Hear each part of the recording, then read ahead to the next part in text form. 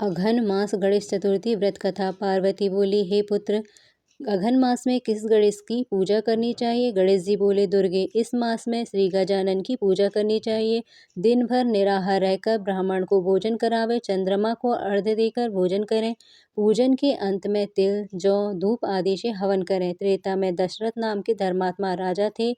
उन्हें एक ब्राह्मण ने श्राप दिया था कि जिस तरह पुत्र शोक में मेरी मृत्यु हो रही है, उसी प्रकार तुम्हारी भी होगी। श्राप सुन राजा को बड़ा दुख हुआ। उन्होंने पुत्र प्राप्ति के लिए यज्ञ किया। उसके प्रभाव से जगतपति श्री राम नर रूप में प्रकट हुए और लक्ष्मी उनकी स्त्री हुई। पिता की आज्ञा से राम लक्ष्मण सीता वन को गए। रावण ने सीता जी का हरण किया। राम ने राक्षसों का वध करके श्री जनक नंदिनी को प्राप्त किया। सीता जी के वियोग में श्री राम सीता को ढूंढते हुए रियसमुख पर्वत पर पहुंचे। वहीं पर सुग्रीव से मित्रता की।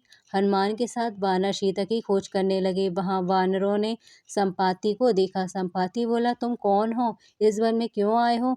वानरों ने सीता हरण और जटायु मरण की कथा कही। संपाति बोला कि भाई, तुम सब धन्य हो जिसने राम काज में अपना शरीर त्याग दिया। समुद्र के पार राक्षसों की नगरी लंका है। देखो, वह अशोक वृक्ष के नीचे जानकी जी बैठी हुई हैं। मुझे सब दिखाई पड़ रहा है। हनुमान जी, इस कार्य को श्री गणेश की कृपा से तुम कर सकते हो। हनुमान जी, तुम संकटनाशक श्री गणेश चौथ व्रत करो। श्री गणेश जी की कृपा से तुम जगत जननी सीता की खोज लगा सकोगे और क्षण भर में समुद्र पार हो जाओगे। हनुमान जी ने गणेश चौथ का व्रत किया। उनकी कृपा से क्षण भर में सागर पार हो गए। श्री कृष्ण बोले, राजन, तुम भी इस व्रत को करो और संग्राम में शत्रुओं को जीतकर अपना राज्य प्राप्त करो। युधिष्ठिर ने श्री कृष्ण के वचनों को सुनकर व्रत कर अपने राज्य को प्राप्त किया।